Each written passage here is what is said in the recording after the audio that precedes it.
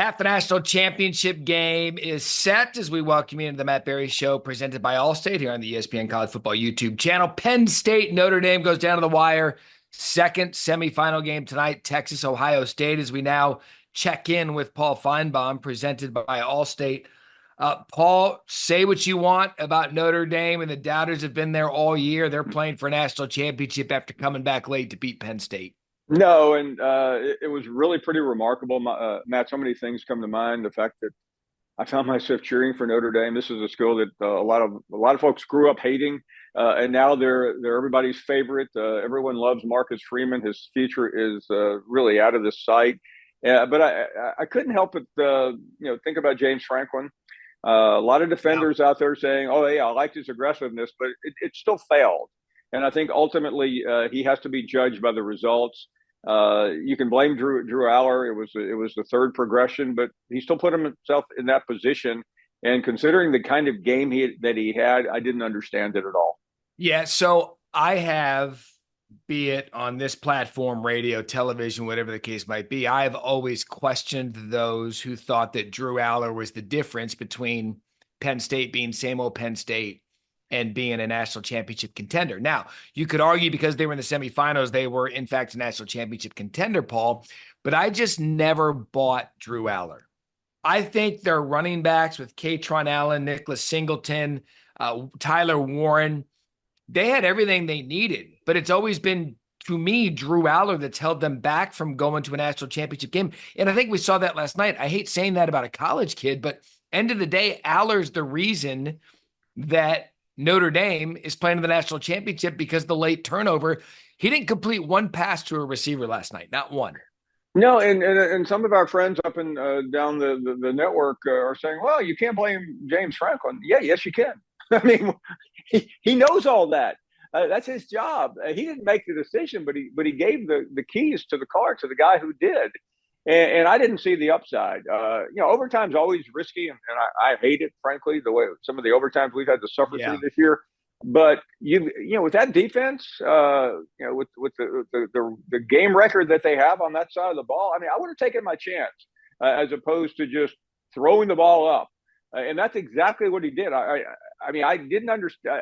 I mean, if you're not going to make a good decision in that situation, when are you going to make a good decision? So why give him the chance? Yeah, so Penn State, look, I believe, you and I have said it, the playoff is created for teams like Penn State. Perennial 10-2, the 12-teamer, the 10-2, can't win the big game in a regular season, but get in. They had a nice little pairing in the bracket to get through SMU and Boise State. So this kind of was tailor-made for them. And at the end of the day, James Franklin, again, in a game against the top 5 team, Paul, he falls short. And I know I'm overthinking, or maybe I'm underthinking, but I think James Franklin is thinking to himself, I've got to do something different. I can't play I just can't play the odds of overtime.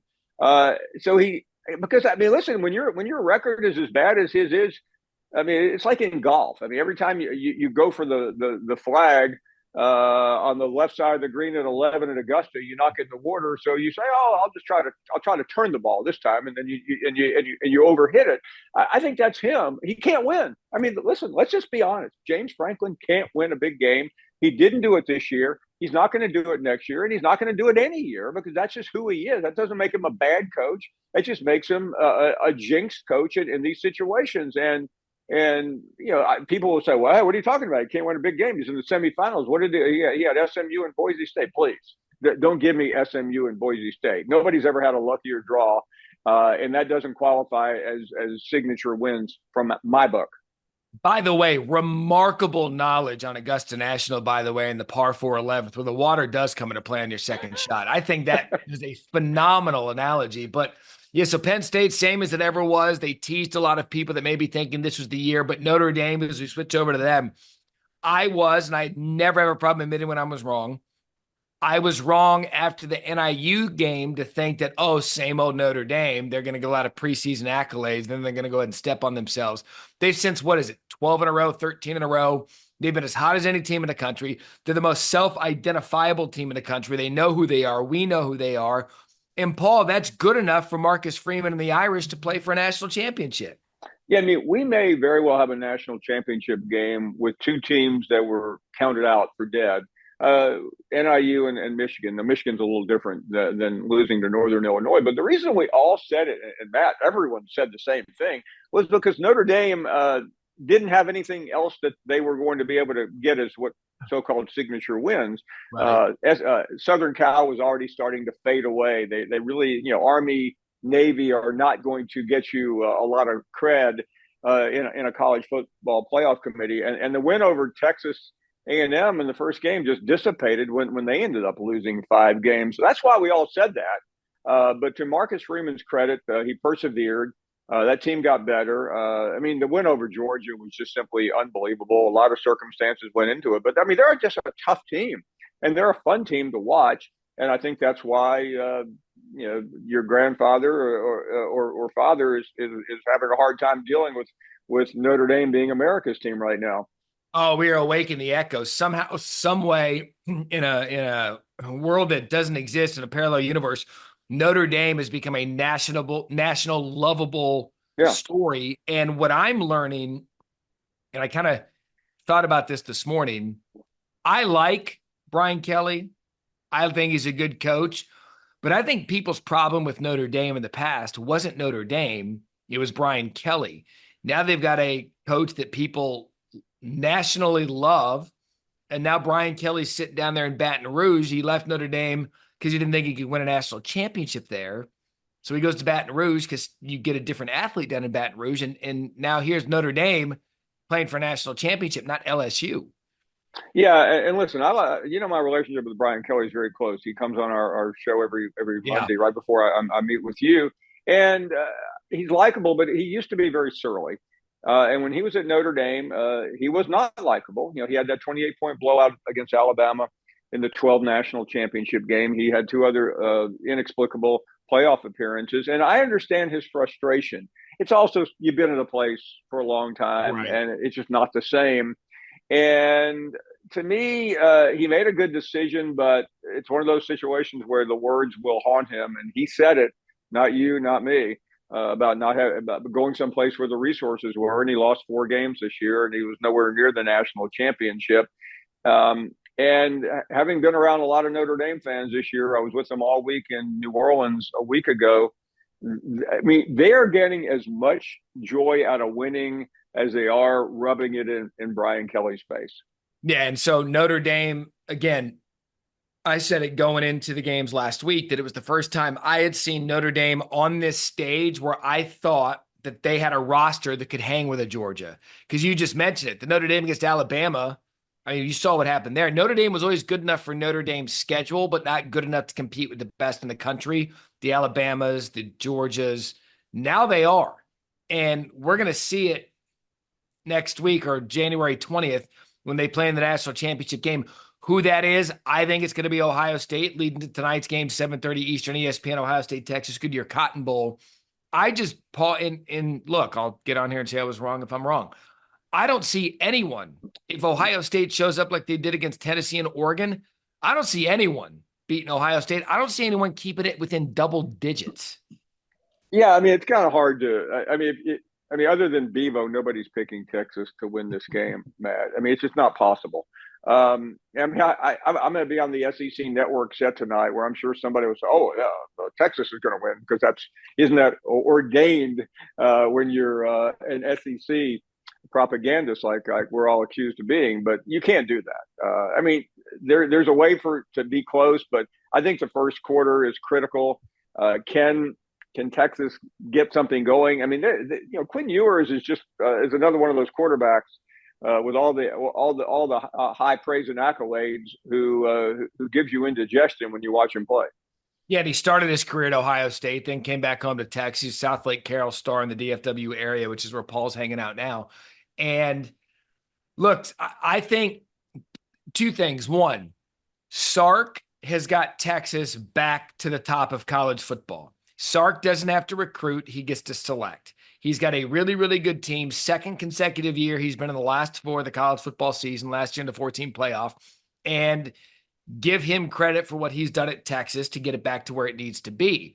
But this Ohio State team, Paul, was built for a reason. And we never really saw the best of Ohio State. We saw glimpses. We never saw the best. Michigan clearly pissed them off because they've come in here in this playoff and they've made a joke out of their opponent. And based on what I saw in person last week at Texas and Arizona State, Texas is really good. The defense is really good. Quinn's got the skill position players around him. I just don't know that that's going to be enough against this Buckeyes team. No, I don't think you can come to any other conclusion. And that's all we're trying to do. I'm sure tomorrow, if we're wrong, some Texas fan will stop me at the airport and say, "Told you." Well, good. Go ahead. Put your house up on Texas. I'll put mine on Ohio State, and we'll see who has a roof tomorrow. Yeah, and it's easy to do that because, candidly, Ohio State hasn't been that trustworthy either. I mean, No. we basically have changed our tune on a team, a body of work of 12 games. It only took 2 of them in the postseason for us to change our mind on Ohio State. And give credit to Ryan Day. I thought it was absolutely ludicrous that people thought that he was in danger because he couldn't beat Michigan. I think that's just a stupid storyline because you put too much on the Michigan game. But he's showing the country, he and Chip Kelly, like I mean, this Ohio State that we're seeing, Paul, that's what the $20 million was Yeah. supposed to do, which was retain the talent and bring in a couple of championship pieces. Yeah, and they're also so deep that they can make a run like this where everyone else is struggling with injuries and cobbling programs together. I mean, I don't I can't explain Ohio State fans. I don't know any other fan base who puts a premium on one game like this. And I mean, I've spent my life in Alabama. That game is not as important as this game. OU Texas is not as important. It's overdone, and listen, why is there a major Rory McIlroy can't win? I mean, who knows what gets into people's heads, Matt, when it comes to things like that. But next year, I would recommend to Ryan Day he just take that week off and let his assistants handle the game. Yeah, just you know what, guys, here's a resume reel game for you. Go coach him up. We'll be good without it. I do want to dive into this, and this is something I usually stay away from because hypotheticals to me in these kind of situations, but it is intriguing. I will say there is intrigue around the building. The game is being played tonight, and the NFL team that plays there with a certain head coach for the Longhorns and an owner that likes to make a splash. Yeah, a lot of folks at your place are talking about Sarkisian for the NFL, and I can't tell you I know because he doesn't know. Sarkisian is just a cool guy. He's not going to some random NFL job because he doesn't need to, but he would go to a job where they have a quarterback that he could work with, and certainly Texas does. And Jerry Jones, I'm sure he'll be in the house tonight. And you're right. That and being an Arkansas man, he'd love nothing more than to screw Texas over. So I think it goes pretty deep. My guess is Sark will come back. And I think and I'm not saying he's only coming back for Arch Manning. I mean, that's the conclusion some would have. It's not the end of turning the Cowboys down is fairly important, but there is a reason, and there is a reason that Jerry is walking very carefully right now. That tells you something is going on. Yeah, for the background, for the college football audience, Mike McCarthy's contract expired on January 8th. Cowboys denied the Bears permission to talk, denied McCarthy permission and the Bears permission to talk with one another. But if there was such a bang-up job and his contract expired on the 8th, why don't they have a head coach? Well, potentially, maybe because he's waiting for some of these college football coaches to get out of the college football playoff. And Paul, we'll get out of here on this one. You talk to a lot of people. I talk to a lot of people, and we've seen it happen, and we have reasons to believe. But I think because of where college football is with salary caps, general managers, roster alignment, I don't think the NFL is going to balk at college head coaches like it has before, because now it seems as if they're structured to be able to handle what goes on in the NFL. Yeah, I mean, there's really not much difference. I mean, just look at Carson Beck. He tests the NFL waters, doesn't like what he hears. He's not going back to Georgia. He's going to see what kind of more he has more value. Same thing would happen to Quinn Ewers. So the NFL looks at that and goes, that's not a big jump. I mean, 25 years ago, it was a big deal. Steve Spurrier tried to leave Florida to go to the NFL, and it was a disaster because he didn't adapt. But all the, I mean, Dan Lanning, Steve Sarkisian, Ryan Day, these Marcus guys, Freeman. he might be the most coveted. These guys can adapt very easily because they're essentially doing the same thing, but with more temperamental talent at a younger age. Yeah, and you mentioned Cam Ward's another one last year. He entered the NFL draft, pulled out, and got some money, went to Miami. But yeah, because back in the day, and you know this, having hung around Nick Saban and even college coaches in general, they used to have ultimate power and control over the athlete. That's not the way it is in the NFL. The athlete has control over the coach. It's the coach's job to coach them to victory. That's the way it is in college now. Gone are the days where the head coach has complete control over the athlete. It's the athlete now because of the way of the world that has been structured in the program. And that's why these college coaches, we saw Hafley leave for the NFL. I just think that now when you hear college coaches connected to NFL jobs, I think there's some smoke. Yeah, no, I mean, listen, first of all, Jimmy Sexton's out there doing his job, of course. So you always have to take a grain of salt, but there's nothing like the Cowboys' job. And you know, I think Sarkisian will weigh it very. My guess is he won't take it, even if he's offered. I would agree. But I think ultimately he will, and so will a lot of other guys as well. And I'm glad you mentioned Marcus Freeman. I don't know what right now he's not worried about the NFL, but what an outstanding choice he would be for anybody. Yeah, this is going to be fun to watch as we get into the offseason because I think there's 5, 6 NFL jobs open and none of them have been placed for the head coach yet. I would imagine some of these vacancies are waiting for a coach to be done. By the way, one of those coaches is done. He resides in Boulder, Colorado. The Raiders job is open.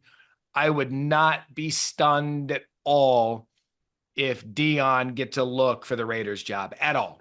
Yeah, and you think about Deion. It's the first time I've heard his name in a couple of weeks.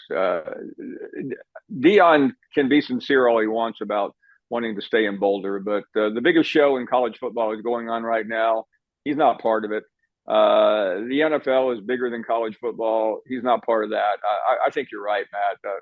I fully expect to hear Prime's name mentioned early and often as soon as we end this podcast. Exactly right. Something will come up with him. It always does, and rightfully so, because he moves the marquee. He has since he's been a player and now as a head coach. Okay, so we have this on the record. I believe both of us are on the record if we're going to have an Ohio State Notre Dame national championship. Count me in for that. Okay, all right. On the record here, Matt Barrie Show presented by Allstate. Next time, we will bring the Augusta National analogies all the way through because you know what? That's the lingo that makes sense. For Paul Finebaum, I'm Matt Barrie. Thanks for watching the recap preview of the semifinals here on the ESPN College Football YouTube channel.